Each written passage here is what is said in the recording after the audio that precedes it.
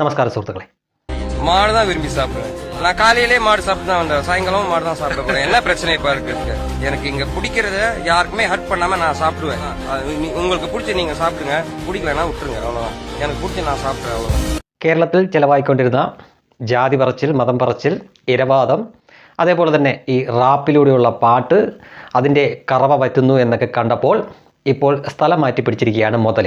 ഹിരൺദാസ് മുരളി എന്ന വാർത്താ പേരുള്ള വേടൻ എന്നറിയപ്പെടുന്ന വ്യക്തി തമിഴ്നാട്ടിലേക്ക് വെച്ച് പിടിച്ചിരിക്കുകയാണ്. അവിടെ ചെന്ന് പറയുന്നത്, ഞാൻ രാവിലെ ബീഫ് കഴിക്കും, ഉച്ചയ്ക്ക് ബീഫ് കഴിക്കും, വൈകിട്ട് ബീഫ് കഴിക്കും, വേണമെങ്കിൽ എപ്പോൾ വേണമെങ്കിലും കഴിക്കും, ഇത് ഇന്ത്യയാണ്, ജനാധിപത്യ രാജ്യമാണ് എന്നൊക്കെയാണ് പറയുന്നത്. എന്തിനാണോ എന്തോ ഇത് കേട്ട തമിഴന്മാർ ചോദിക്കുന്നത്, നീ എന്ത് പുണ്ണാക്ക് വേണമെങ്കിലും കഴിയും, എന്തിന് ഇവിടെ വന്ന് ഇതൊക്കെ പറയുന്നത്? അതിൻ്റെ പിന്നിൽ മറ്റൊരു കാര്യമുണ്ട്. ഇപ്പോൾ ഇവിടെ ഭരണം മാറി കേരളത്തിൽ. ഇനി ഇവിടെ വേടൻ്റെ അഭ്യാസം അധികം ഓടാൻ പോണില്ല.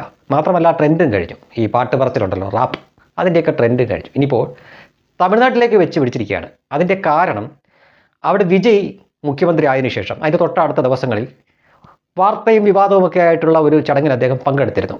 അത് മുൻ LTT തലവനായിരുന്ന വേലുപ്പിള്ള പ്രഭാകരൻ്റെ അനുസ്മരണ ചടങ്ങായിരുന്നു. അദ്ദേഹം അവിടെ പോയി അനുസ്മരണമൊക്കെ നടത്തി. അതിവിടെയും വാർത്തയായതാണ്. അപ്പോൾ അതും വേടനും തമ്മിൽ എന്താണ് ബന്ധം എന്ന് ചോദിച്ചു കഴിഞ്ഞാൽ, വേടന് ഒരു തമിഴ്നാട് ബന്ധവും ഒരു ശ്രീലങ്കൻ ബന്ധവുമുണ്ട്. വേടൻ്റെ അമ്മ ശ്രീലങ്കൻ തമിഴാണ്. ഇപ്പോൾ മനസ്സിലായ ബന്ധം. അവിടെ നിന്നാണ് അവൻ നേരെ ഇന്ത്യയിൽ വരികയും ഇവിടെ കേരളത്തിൽ വരികയും മറ്റുമൊക്കെ ചെയ്ത് ഇവിടെ കിടന്ന് വളർന്ന് പാടി ഈ 4 പേര് അറിയുന്ന പരുവത്തിലായി 1-2 കേസിലൊക്കെ പെട്ടു.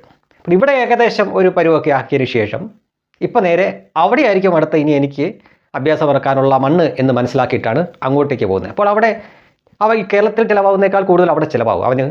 അവൻ്റെ തമിഴ് സ്വത്വബോധം പറയാം, ശ്രീലങ്കൻ ബന്ധം പറയാം, തമിഴ് ബന്ധം പറയാം.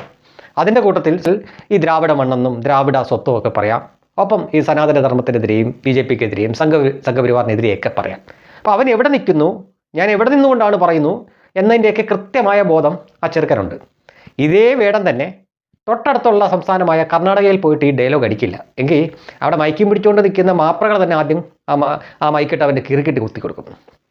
അവിടെ ചെന്നിട്ട് ഞാനിവിടെ ബീഫ് കഴിക്കും, പശുമാംസം കഴിക്കും എന്നൊക്കെ പറഞ്ഞു കഴിഞ്ഞാൽ അവർ ഓടിച്ചിട്ടിരിക്കും. അവിടെയും പറ്റത്തില്ല, മഹാരാഷ്ട്രയിലും പറ്റത്തില്ല, കേരളത്തിലും പറ്റും, തമിഴ്നാട്ടിലും പറ്റും. ഈ രണ്ടിടത്തും ഇതൊന്നും അങ്ങനെ നിരോധിച്ചിട്ടില്ല. പക്ഷേ ഇതാ ഇപ്പോൾ തമിഴ്നാട്ടിൽ നോക്കുക, അവിടെ ഇപ്പോൾ കോടതി വിധി വന്നിരിക്കുന്നു, ഗോവധം നടത്താൻ പാടില്ല, പശുവിനെ കൊല്ലാൻ പാടില്ല.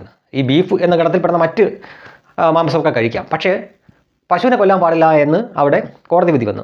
വിജയ സർക്കാർ അതിനെ എതിർത്തിട്ടില്ല. അപ്പോൾ അതാണ് നിലവിലെ അവസ്ഥ. അപ്പോൾ അവിടെ ചെന്നിട്ടാണ് അവൻ ഈ ബീഫ് എന്ന് പറയുന്നത്, മറിച്ച് പശുമാംസം എന്നല്ല പറയുന്നത്, ബീഫ് എന്നാണ് പറയുന്നത്.